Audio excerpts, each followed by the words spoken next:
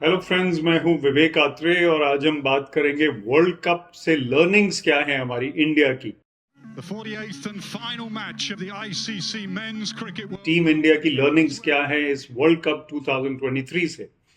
इस world cup में India ने बहुत ही बढ़िया परफॉर्म किया।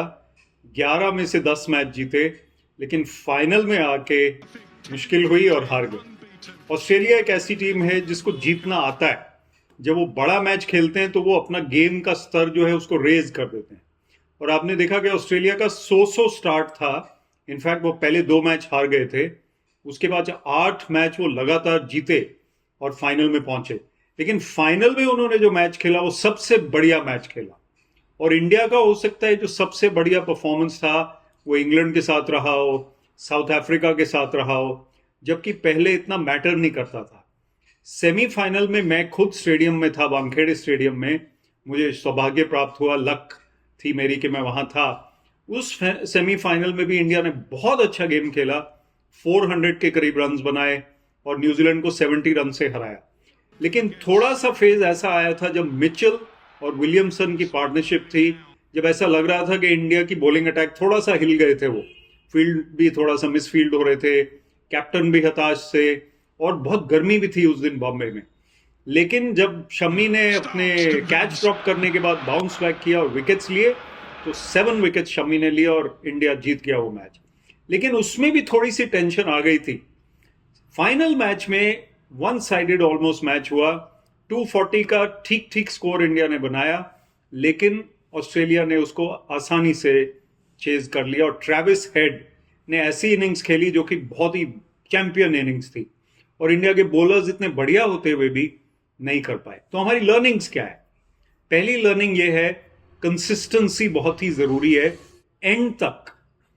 पहले हम कंसिस्टेंट हैं, बाद में हम थोड़ा सा कम कंसिस्टेंट हैं, तो जब असली मैटर आता है, जब असली गेम आता है, जब फाइनल आता है, सेमीफाइनल आता है, उस वक्त हमें अपना स्तर बढ़ाते जाना है। ऐसा नहीं कि हम पहले ही पीक कर गए, पहले 2-3-4 मैचों में बहुत ही बढ़िया खेल रहे हैं, फिर धीरे धीरे कम हो गए और फिर बाद में हार गए। लेकिन इस वक्त इंडिया 10 के 10 मैच जीत के फाइनल में पहुंचा था। ऐसे लगता था कि कंसिस्टेंट भी है, लेकिन एंड तक कंसिस्टेंट रहना। दूसरी बात यह है कि हमें स्ट्रेटजी अच्छी बनानी है हर मैच के हिसाब से। यहां पे पिच था बड़ा स्लो और बड़ा अजीब सा और बैटिंग करना मुश्किल था।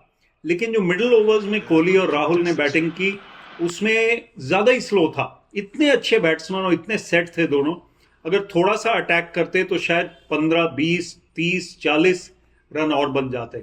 और बॉलिंग में बहुत जल्दी पैनिक कर गए।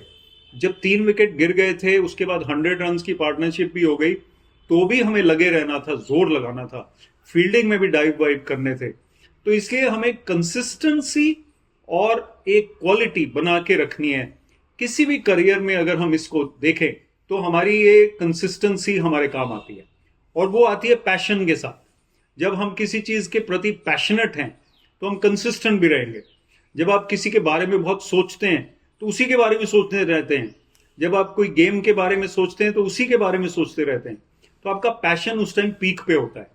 तो जब वो काउंट करता है, जब वो मैटर करता है, उस वक्त हमें बहुत जोर लगाना है, बहुत पैशनेट होके हमें खेलना है या पढ़ाई करनी है या काम करना है या जो भी करना है। तो ये जो पैशन है और कंसिस्टेंसी है, इसका कॉम्बिनेशन अनबीटेबल है। और ऑस्ट्रेलिया की एक और बात हमें सीखनी है कि जब वो डिलीवर करना जरूरी होता है उस वक्त वो फॉल्टर नहीं करते, उस वक्त वो हल्के नहीं पड़ते। इवन सेमीफाइनल में साउथ अफ्रीका के खिलाफ वो सिर्फ 3 विकेट से जीते, लेकिन वो जीते।